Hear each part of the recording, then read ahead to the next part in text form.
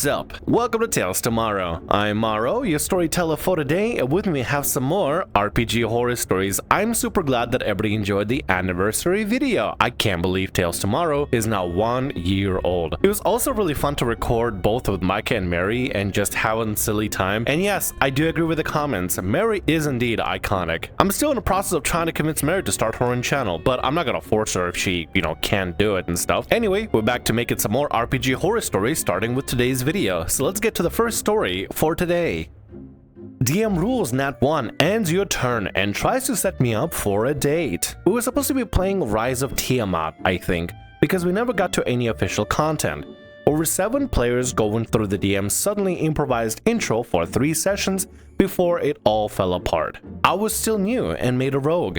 I had 2 attacks, and another player suggested I roll 2 sets of dice in different colors at once to save time, because we were so many players. Combat is going, and I roll my 2 attacks at once. One is a natural 1. The DM looks at me and says, "Oof, yeah, this is why you roll attack 1 at a time. But I'll be nice this once and allow you to hit the first attack, but you lose your weapon, and that is the end of your turn." I thought that was weird because I had never heard of that rule before, but of course I didn't question it. I'm assuming the DM is maybe flavor ruling on natural 1s and what happens then. I like to do it sometimes just to kind of amp up the drama, but never to screw the players over, just to kind of make it feel a little more suspenseful, just for fun. Though I know some DMs kind of go a little bit overboard with that thing, like they have a whole chart of failures and stuff and critical fumbles, and it gets really bad. Suddenly miss a dagger attack, you lose a hand. How did that happen? After the session, we're talking and getting to know each other better. The DM suddenly goes, "Oh yeah, wizard, here's a list of OP sexual preferences. You two would make a good match." In front of the entire table. Huh? Excuse me? "Hey wizard, I see you talking to a rogue. Here on a silver platter.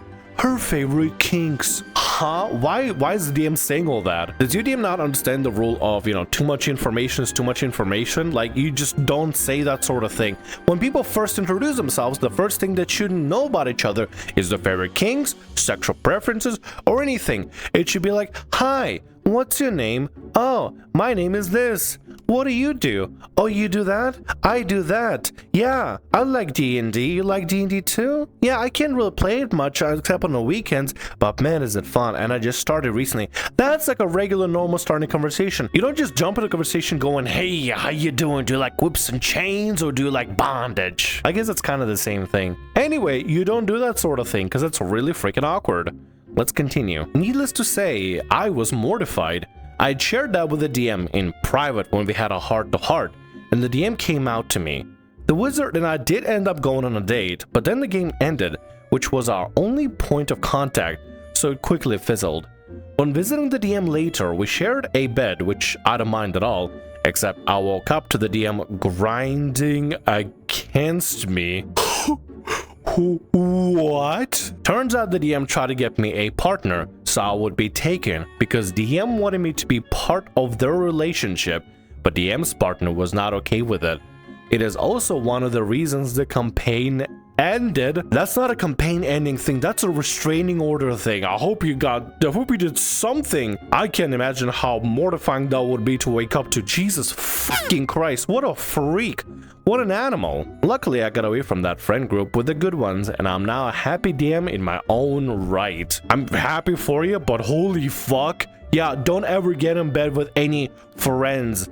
Sleep on the floor at that point. Holy shit. The couch, the floor, the bunch of boxes in the corner. Whatever works, honestly, at this point. Because, yeah, no, don't do that. Do not do that. Good lord. That's one of the situations that could have gotten extremely terrible. Extremely terrible. I'm glad you're in a better space now. But, yeah, please do not get in bed with friends. Anything at all. Just sleep separately. Like, Jesus Christ. I get some people can be close to some friends, but it gotta be somebody you know for years and you can trust them with their life, not somebody you just recently meet and open up to. Because you know what happens with some of the people that you open up to? They use it against you, like this DM tried to do here by setting you up with a thing so they can get you in some sort of another menage a trois going on, or whatever they got going on. I don't know what kind of relationship they have. Either way, let's get to the next story for today. I need a bit of a brain cleanse, please. DM uses the implication to force ERP on female player. Unfortunately, this is a DM I consider to be a friend. The campaign starts off with 5 of us at DM's house. The DM, my best male friend, Wood Elf Druid, my best female friend, Human Barbarian, my cousin, Goliath Rogue, and me, Orc Bard. It's always the friend that tries to set you up with these sort of things, and it's just not okay. If somebody sets you up for these sort of stuff, they're not a friend. They're probably just somebody that is hiding the red flags extremely well. And they'll hide the horrible behavior with good intentions and try to weave their way into your social circles before just showing the slimy side. Y'all please keep safe and stay away from horrible people, especially if you start noticing some really bad signs. Let's continue. This was the DM's first time meeting the players. I knew DM from work and others from school. He clearly liked Human Barbarian's player and tried flirting with her. She told him she had a boyfriend, so he took his flirtation into the game, specifically using his DMPC. She was okay with in-game flirting, but told him up front she wasn't gonna get with a DMPC. So we went through the campaign and fought all manner of D&D baddies, working for an evil shadow sorcerer from Shadowfell, trying to influence monsters in a prime material plane. As we fought and roleplayed and dealt with a cringy DMPC, we all kind of grew attached to our characters to varying degrees. I did notice though that Human Barbarian's player was getting a bit overly attached to the character. She would talk our ear off about her lore, bordering on main character syndrome, and would freak the hell out when she got low on HP. One incident in particular that stuck out was during a fight with a horde of revenants, was when she got downed. She started crying as she rolled a failed death save, and we were able to fight them off as we tried comforting her and assuring her that death in D&D can be an opportunity to flex your creativity, but that just made her more upset. Despite the danger, thankfully without the DMPC, we healed her by the end, thankfully. She apologized for her meltdown and told us she understood characters die sometimes. She said this, but it was still obvious to everyone that she was too attached to this character, including the DM. The DM later found a way to exploit this by leading the party to the DMPC's secret castle as he planned to hold court to gather his allies, allegedly. As most of the party went down for long rest, the NPC said, "I'll walk you to your chambers," to the Human Barbarian.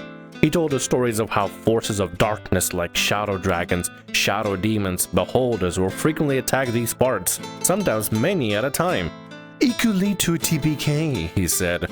We could tell that she was getting nervous as the DMPC went on about how forces beyond the player's control can kill you in an instant if they don't get what they want. If that's not a coercion tactic, then I don't know what is. Jesus Christ, Batman. This DM is laying on extremely thick and it's really cringe. "If you don't do what I want, or the forces of darkness may eventually kill off your character. Wink, wink, nudge, nudge." Actually, can I wink?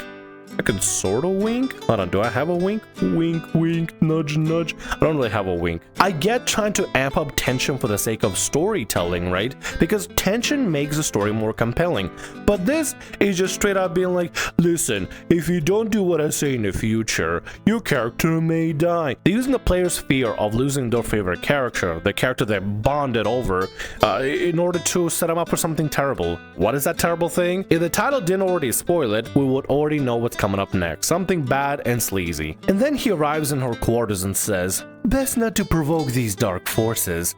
I'll kiss your lips tenderly as I grab your hips and begin removing your succulent dress." Jesus, why'd they even read it in such a tone? I hate it. She tells him to stop out of game as she didn't want to sleep with the DMPC. DM then says, "That's okay." You hear the bellowing echo of darkness as DMPC begins chanting.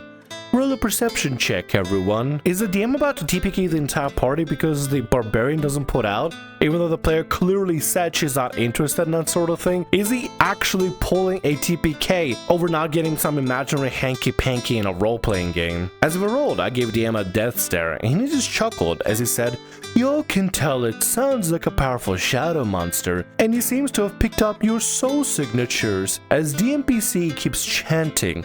She then called the DM out for what he was doing, and DM says, "What? I told you there were dark forces at play." She started to cry, and DM just said, "Don't cry. You know how to get out of this."